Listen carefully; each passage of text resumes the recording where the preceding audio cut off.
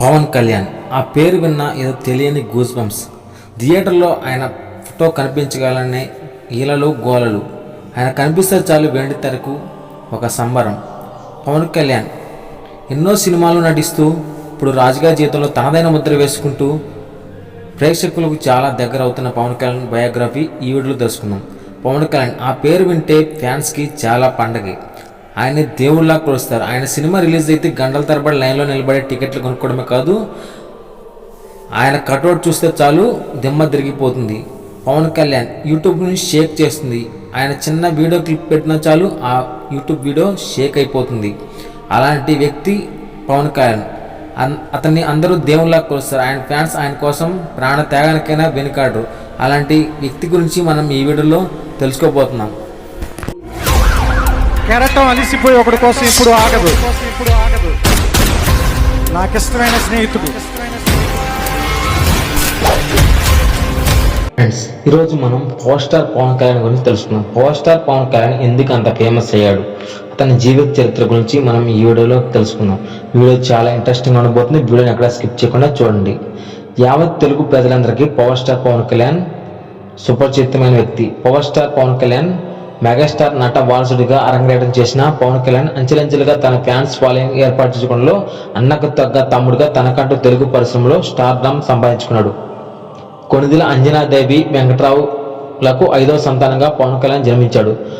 1968 September 2వ తేదీన పవన్ కళ్యాణ్ జన్మించాడు. 1996లో అక్కడ అమ్మాయి ఇక్కడ అబ్బాయి ఈ సినిమాతో తెరగ్రేయడం చేయడం జరిగింది. ఈవీవి సత్యనారాయణ గారు దర్శకత్వం వహించడం జరిగింది.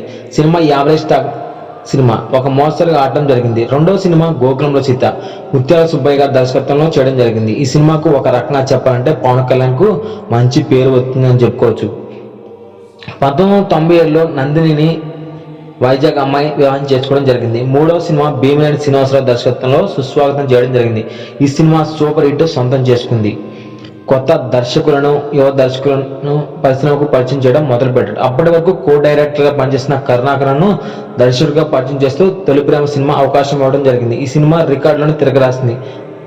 అప్పటి వరకు చిరంజీవి తమ్ముడిగా పేరున్న పవన్ కళ్యాణ్ ఈ సినిమాతో తనకంటూ ప్రత్యేక పేరును సంపాదించుకోవడం జరిగింది. ఈ సినిమా జాతీయ అవార్డులను సొంతం చేసుకుంది మరియు అనేక నంది అవార్డులు సొంతం చేసుకోవడం జరిగింది. తనకంటూ సొంత ఫ్యాన్స్ ఏర్పాటు చేసుకున్నాడు. 5వ సినిమా అరుణ్ ప్రసాద్ దర్శకత్వంలో తమ్ముడు సినిమా చేయడం జరిగింది. ఈ సినిమా కూడా సూపర్ హిట్ ను సొంతం చేసుకుంది. ఈ సినిమాతో పవన్ కళ్యాణ్ అన్నకు తగ్గ తమ్ముడుగా రికార్డులను బ్రేక్ చేశాడు. పవన్ కళ్యాణ్ అంటే అభిమానుల్లో పూనకాలు వచ్చే విధంగా ట్రెండ్ను సెట్ చేశాడు. అప్పటి వరకు అవకాశాల కోసం ఎదురు చూసిన పూరి జగన్నాథ్ కు సినిమా భద్రత అవకాశాన్ని సొంతం చేసుకున్నాడు. ఈ సినిమా తనదైన నటన శైలితో పవన్ కళ్యాణ్ ప్రేక్షకులకు మంత్రముగ్గుల్ని చేశాడని చెప్పవచ్చు. పూరి జగన్నాథ్ దర్శకత్వంలో పవన్ కళ్యాణ్ ఒక కొత్త కోణంలో ప్రేక్షకులు చూపించాడు. ఈ సినిమా తర్వాత పూరి జగన్నాథ్ కూడా పరిశ్రమలకు తిరుగులేని దర్శకుడిగా ఎదిగాడు. బద్రీ సినిమా ఇటు పరిశ్రమ మరియు పవన్ కళ్యాణ్ పూరి జగన్నాథ్కు ఒక గొప్ప సినిమా అని చెప్పుకోవచ్చు. కొత్త దర్శకులు, విభిన్నమైన కథలతో ప్రయోగాలు పవన్ కళ్యాణ్కే సొంతం. పవన్ కళ్యాణ్ 7వ సినిమా అయిన ఖుషీకి ఎస్జే సూర్య దర్శకత్వం వహించారు. ఈ సినిమా రికార్డులు ప్రపంచాన్ని సృష్టించింది. పవన్ కళ్యాణ్ యొక్క స్టార్డమ్ ఆకాశాన్ని తాకిందని చెప్పుకోవచ్చు. చిరంజీవి స్టార్డమ్ ను ఛాలెంజ్ చేసే విధంగా పవన్ కళ్యాణ్ ఎదిగాడని చెప్పవచ్చు. ఖుషి సినిమా తర్వాత పవన్ కళ్యాణ్ సొంత దర్శకత్వంలో జానీ సినిమా నిర్మాణం జరిగింది. అల్లు అరవింద్ గారు నిర్మాత. ఈ సినిమా పవన్ కళ్యాణ్ కి చేదు అనుభవాన్ని మిగిల్చింది అని చెప్పుకోవచ్చు. మార్షల్ ఆర్ట్స్ నేపథ్యంలో ఈ సినిమా కథ ఉంటుంది. ఈ సినిమా ఫ్లాప్ అవ్వడం జరిగింది.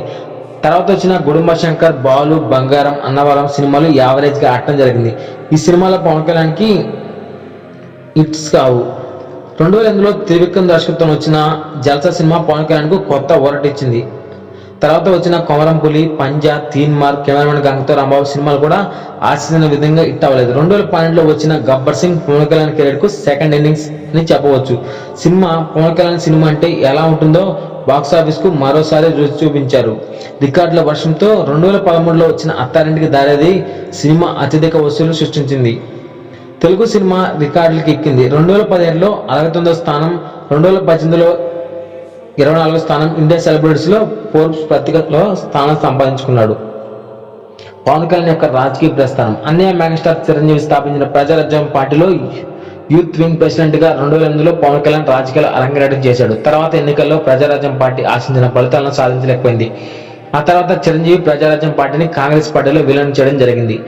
2014 మార్చి నెలలో పవన్ కళ్యాణ్ జనసేన పార్టీ స్థాపన చేయడం జరిగింది. కామన్ మ్యాన్ ప్రొటెక్షన్ ఫోర్స్ చారిటీని కూడా స్థాపించడం జరిగింది. జనసేన పార్టీని స్థాపించి వెంటనే ఎన్నికల్లో మాత్రం పోటీ చేయలేదు. ప్రజల తరపున ప్రభుత్వాన్ని ప్రశ్నించే పనిలో నిమగ్నమయ్యాడు. తర్వాత వచ్చిన 2019 ఎలక్షన్లో పోటీ చేయడం జరిగింది. ఆశించిన ఫలితాలు సాధించలేకపోయారు. అయినా సరే ప్రజల తరపున నిలబడి ప్రజల సమస్యలపై పోరాడుతూనే ఉన్నాడు.